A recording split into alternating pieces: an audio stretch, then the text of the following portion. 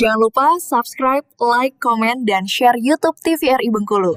Dan nyalakan loncengnya ya. Alhamdulillahirrahmanirrahim. Kembali lagi dalam acara Brendo. Dan obrolan kita pada kesempatan ini adalah berkaitan dengan seputar dunia akhirat bersama guru kita Kiai Haji Muhammad Salman RC. Baik, tadi kita sudah membahas luar biasa. Dan ada yang kita lihat ini fakta di tengah lapangan, ada yang mengejar akhirat. Tapi kalau perspektif saya dia sudah melupakan dunia. Nah, ada yang mengejar akhirat dengan beribadah luar biasa, tetapi dia tidak memenuhi kebutuhan. Dia punya anak, punya istri, dia pergi berdakwah, tetapi dia tidak meninggalkan harta. Ini gimana, Ustaz? Ya, kalau dia itu mengejar akhirat, maka seharusnya dia tidak meninggalkan dunia. Dia tidak meninggalkan istri, dia tidak meninggalkan makan dan minum. Seharusnya nggak begitu. Keliru dia dalam memahami konsep Islam yang utuh tadi. Bahwa Islam itu adalah sholat, ada zakat. Ada hablum minallah, ada hablum minannas. Ini memang ada ceritanya. Dan gejala kayak begini bukan hanya sekarang, memang dari dulu. Dari dulu sudah ada. Iya, dari dulu ada gejala begini. Salah satu diantaranya itu Salman dan Abu Darda.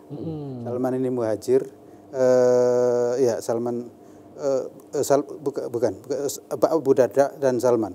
Ini dipersaudarakan oleh Nabi di Madinah ya. Salman berkunjung ke Abu Darda. Ternyata dilihat istrinya itu nggak terurus, nggak terurus lah. Maka ditanya itu sama Salman, masa apa kondisimu, bagaimana kondisimu, kok kelihatan begini gitu. Maka dia mengatakan, istri Abu Darda ini saudaramu Abu Darda, nggak mau lagi dunia gitu. Nggak mau lagi dunia gitu. Akhirnya ya ketemu berdua. Terus apa itu, Abu Darda mempersilakan Salman itu makan minum, tapi Salman mengatakan tidak. Saya tidak makan sebelum kamu makan. Dia mengatakan saya puasa. Jadi rupanya dia tiap hari puasa. Maka tetap Salman mengatakan aku nggak makan, nggak minum kalau kamu nggak minum. Maka kemudian Abu Darda ngalah minum. Begitu juga terus kemudian malam. Malam itu masuk malam langsung sholat. Dicegah sama Salman, entar dulu. Tidur. Bangun lagi, entar dulu, tidur. Bangun. Sampai kemudian bangun lagi, kemudian bangun pas di sepertiga malam yang terakhir penghujung, bangun, baru kemudian berduanya bangun, salat berdua. Lalu kemudian Salman mengatakan, wahai Abu Darda, inna li rabbika alaika haqqo. Sesungguhnya Tuhanmu itu punya hak atas dirimu. Oleh karena itu laksanakan hak Tuhanmu. Wa inna li nafsika haqqo, dan juga dirimu punya hak. Kamu punya hak tidur, kamu punya hak makan, minum. Jangan sampai kamu gunakan untuk sholat saja, gitu. Wa inna li ahlika haqqo, dan keluargamu juga punya hak. Lu jangan kamu biarkan. Kamu katakan kamu titipkan sama Allah saja, kamu nggak berikan, nggak begitu. Manusia ini diperintahkan oleh Allah untuk berusaha. Wa inna kulladzi haqqin haqqo, gitu. Dan setiap segala sesuatu itu ada yang punya hak, gitu. Maka berikanlah haknya. Allah punya hak, istrimu punya hak, anak punya hak, mata punya hak, telinga punya hak, gitu. Dan ini diadukan kepada Nabi, maka Nabi mengatakan Salman benar. Jadi apa artinya? Kalau orang itu mengejar akhirat, maka seimbangkan. Jangan hanya misalnya sholat saja lalu nggak ngurus istri, nggak nyari rezeki, itu nggak cocok. Kita disuruh ngejar akhirat, itu artinya cari kebahagiaan akhirat dengan sholat, cari kebahagiaan akhirat dengan harta benda, cari kebahagiaan akhirat dengan mengurus istri, mengurus anak, itu semua bekal untuk akhirat. Jadi bekal akhirat itu bukan hanya sholat, gitu. Maka tadi sampai Nabi menyebutkan selamatkan dirimu meskipun dengan sebutir kurma. Itu. Maka kalau orang punya pandangan bahwa mengejar akhirat itu berarti hanya sholat saja, itu nggak benar, itu keliru nanti. Jangan-jangan nanti akhirat nggak dapat, dunia nggak dapat. Nah, ini dia. Ya, jadi menarik ini Ustaz. Jangan sampai kita ya akhirat nggak dapat, dunia nggak dapat. Dunia nggak dapat, akhirat nggak dapat juga. Ya, celaka ini. Celaka. Iya. Jadi ini saya pernah membaca, mungkin menjadi doa kita bersama, nih Ustaz, mungkin ada kaitan juga. Kita kan sering berdoa kepada Allah, Rabbana, itu dalam Al-Quran juga ayat nah fil akhirati hasanah. Artinya kita minta kebahagiaan di akhirat, juga kebahagiaan di dunia atau keselamatan. Jadi bagaimana nih Ustaz istilahnya untuk mengkorelasikan ini? Karena kan fakta tadi ada juga yang mengejar akhirat tapi lupa dunia. Ada yang lebih parah mengejar dunia lupa akhirat. Nah, ini gimana Ustaz konsepnya agar Rabbana atina fid dunya hasanah fil akhirati hasanah itu terrealisasi ini, Ustaz? Konsepnya adalah harus memahami Islam itu utuh. Jangan dipahamin Islam itu sepotong-potong. Itu.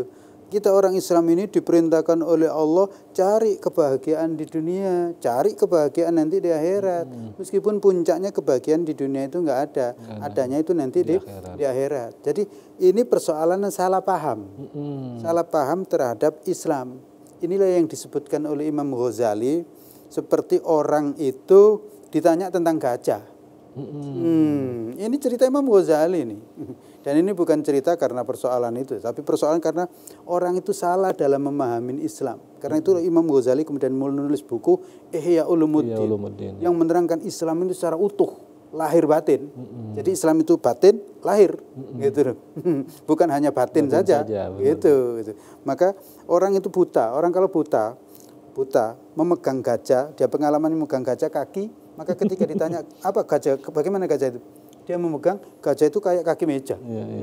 Karena yang dia pegang kaki meja. Iya kan? Nah kalau dia yang megang telinganya, maka dia mengatakan gajah itu kayak kerupuk. Iya kan? Kalau dia pegang badannya, dia mengatakan gajah itu kayak dinding. Itu gegeran akhirnya kan. Padahal semua ini karena salah persepsi. Nggak melihat utuh gajah itu bagaimana. Begitu juga tidak melihat Islam itu secara utuh. Jadi ya keliru. Maka kalau orang melihat Islam secara utuh, maka maksudnya wabtaghi fima atakallahu daral akhirat, itu maksudnya cari kebahagiaan nanti di akhirat dengan menggunakan apa yang Allah berikan di dunia. Dan apa yang Allah berikan di dunia itu nggak bisa tiba-tiba, harus dicari. Nah, ketika sudah kita cari, kita dapat, memang jangan infakkan semua, gitu. Jangan digunakan untuk infak semua. Ambil sebagian untuk digunakan di dunia, gitu, untuk dibelanjakan di dunia, untuk demi kesehatan, untuk makan minum, untuk beli pakaian, gitu loh, pakaian untuk sholat, pakaian sholat aja Allah perintahkan disuruh pakaian yang bagus loh, untuk zinatakum inda kulli masjid, ambillah pakaian yang baik untuk di masjid, gitu. Jadi tetap dunia akhirat. Berarti Islam itu luar biasa. Berarti sekarang problemnya ini Ustaz, banyak terjadi kesalahpaham dalam bahwa Islam itu begitu sempit. Dipilah dunia, akhirat. Sehingga yang ngejar dunia lupa akhirat, yang ngejar akhirat lupa dunia. Padahal ini seharusnya menjadi satu kesatuan. Dunia ini adalah alat untuk mengejar akhirat. Nah, jadi ada yang menarik tadi Ustaz, ketika kita bicara kebahagiaan dunia, kan banyak semu ya. Sebenarnya yang abadi itu adalah akhirat. Jadi saya pernah terbaca sebuah hadis kalau nggak salah itu dari riwayat Muslim, Tirmizi dan Ibnu Majah dari Abu Hurairah. Bahwasanya ad-dunya itu sijnul mukmin. Dan dunia itu adalah jannatul kafir. Jadi surganya untuk orang kafir. Nah, ini maksudnya gimana nih? Nah, ini jangan sampai salah paham. Ini karena ada yang salah paham.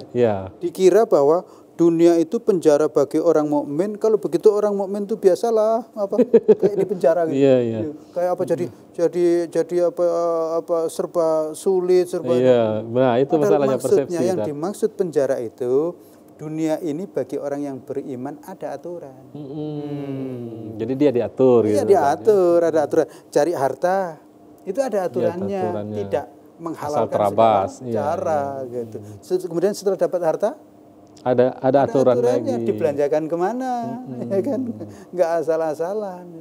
Termasuk kita tegak ini, duduk ini, ada aturan. Ya kan, kita di mana ada aturan, nggak telanjang, nggak ini, gitu. Jadi maksudnya bahwa dunia itu penjara bagi orang yang beriman, artinya dunia ini bagi orang beriman ada aturan. Ada aturan. Aturan dari Allah gitu. Sementara bagi orang kafir memang nggak ada aturan. Jadi bebas kayak gitu. Bebas. Ya? Ngambil harta asal saja, ya kan? Ya, menghalalkan segala cara. Terus juga berpenampilan menghalalkan segala cara. Ya di bandara itu pakai celana pendek, ya kan? Pakai celana anaknya yang belum jadi misalnya, kan begitu. Nggak ada aturan kan?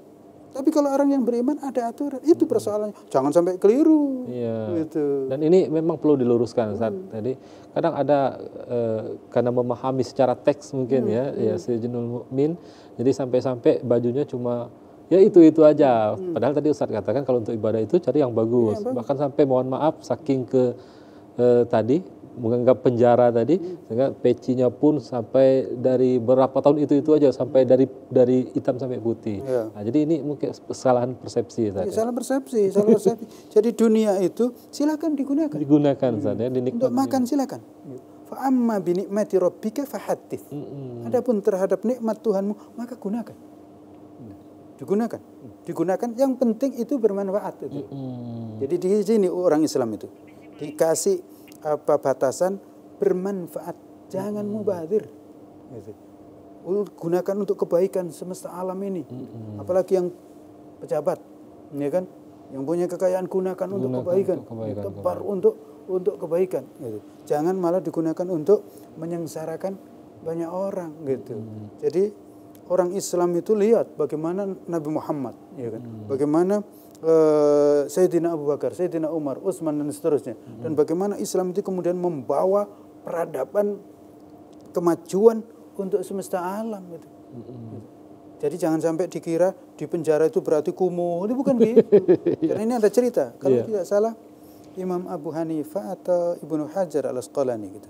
Ketemu dengan orang non-Islam. Orang non-Islam ini miskin gitu. Sementara ulama ini itu ya memang ulama. Ya dia kaya, pedagang, Abu Hanifah pedagang. Kalau Ibnu Hajar Al-Asqalani itu ya pejabat gitu. Ya memang bagus pakaiannya. Gitu. Kendaraannya juga bagus. Orang ini protes gitu. Wahai Syekh gitu. Katanya di dalam Islam itu dunia itu penjara bagi orang Islam. Tapi kok Anda hebat begitu? Gitu. Enak begitu. Sementara saya ini katanya dunia ini surga. Tapi kok saya malah miskin? Sengsara. Coba.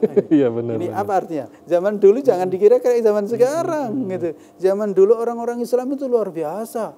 Kekayaan di zaman Harun Ar-Rasyid itu luar biasa ya. Guru katanya di zaman Harun Ar-Rasyid itu gajinya itu ratusan juta itu gitu. Enggak kayak sekarang gitu. Ahli-ahli syair aja dikasih itu gaji-gaji besar itu. Apa artinya? Dijawab sama Syekh itu. Iya, rasakan gitu.